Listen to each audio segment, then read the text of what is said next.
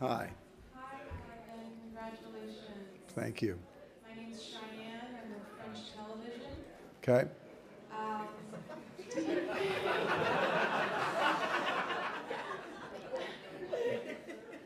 you think that throughout American history, hope has been a dangerous word?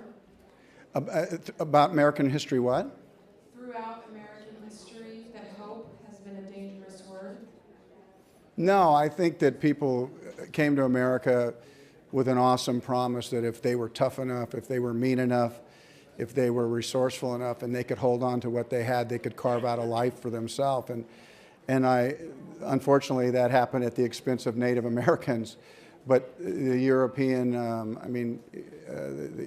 Europeans who came to America and from around the world, there was something that was missing in their life, and there was this Garden of Eden called America, and they came, and I'm not ashamed of the resourcefulness that it took for somebody to carve out a life. I know what happened though when people did that. There was other people that suffered, but America was built by people who came and in a lot of instances didn't have anything, and so they created their own.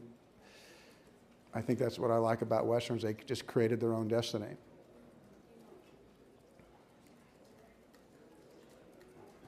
Keith Simonson on TV. You gonna make another Western? Yeah, I'll revisit that area because I like the original story, and I think that they are our Shakespeare in a sense. And I never do Westerns for the shootouts. I always do them for the language. And the shootout has to happen or you don't really have one. So we all know it's coming. But I like to invest in the language that comes with history.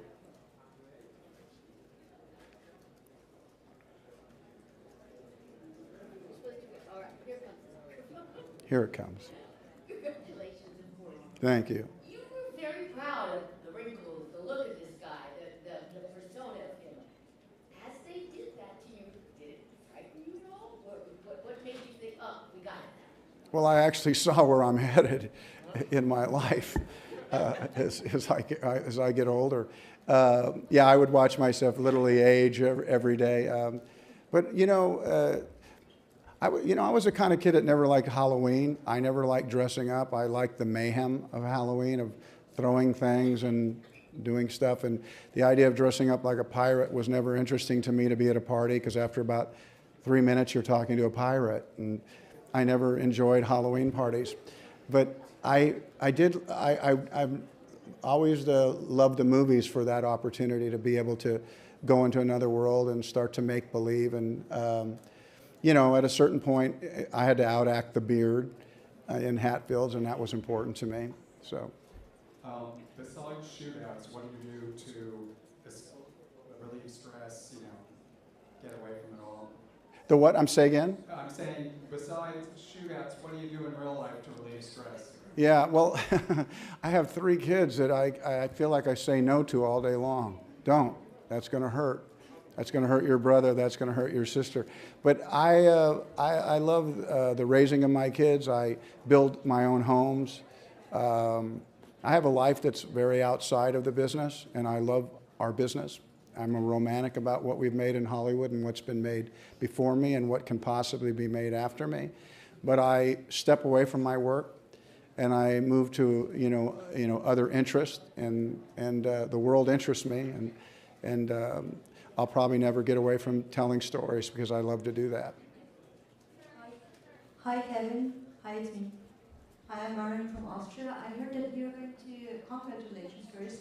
I heard that you're going to be at the World Championship of Skiing in a few weeks. Is that true?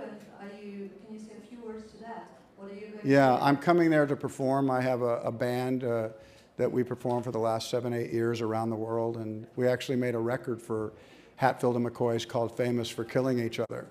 I was really proud of that record, but I just started playing music live because I wanted to play it wherever I was making movies. I would find myself in communities or in countries or somewhere for 2 or 3 months, and I thought, gee, I'd like to leave this place, people knowing me a little better, and I think that probably people, after they see me play music, know me a lot better than they ever thought that they possibly would. At least that's what my wife says.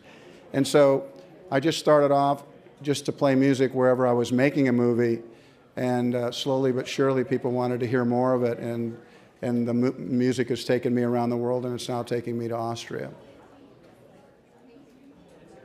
Congratulations on your win. Thank you. So we seem to live in an age of irrational hatred and lots of grudge holding. What would this movie sort of teach you or show you about hatred and holding grudges, and how you held on to any at this point in your life? Yeah, I have some people that I'm upset with. Yeah, no, there's none in this room.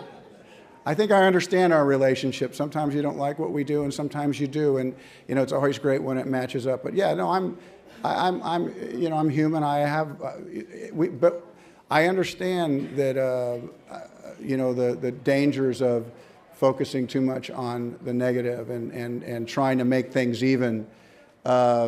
It's part of who we are. We are a funny breed of animal. You know, we do horrible things, and we're capable of doing the most generous thing that can bring a room to tears.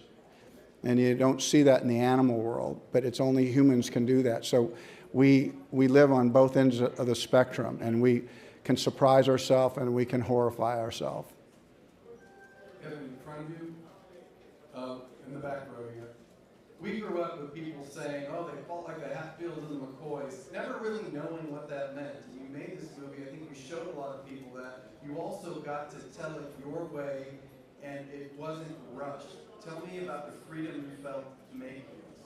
You know, I think it's pretty common knowledge that I'm not afraid of subplot, that I don't subscribe to the conventional wisdom of movies have to be 2 hours. I mean, when you start to think about conventional wisdom, you have to ask yourself the fundamental question, which is, what if everybody's wrong?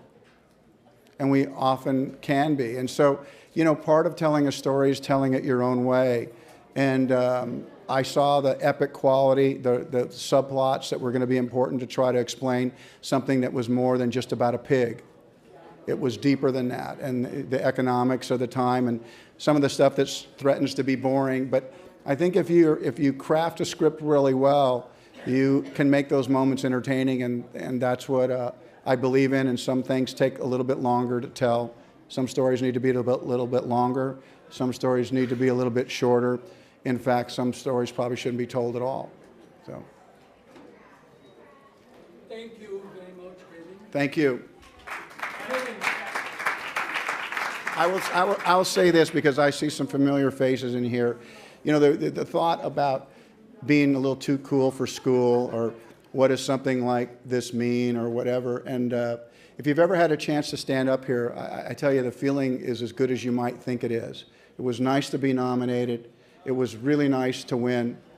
And I really appreciated this night. And thank you.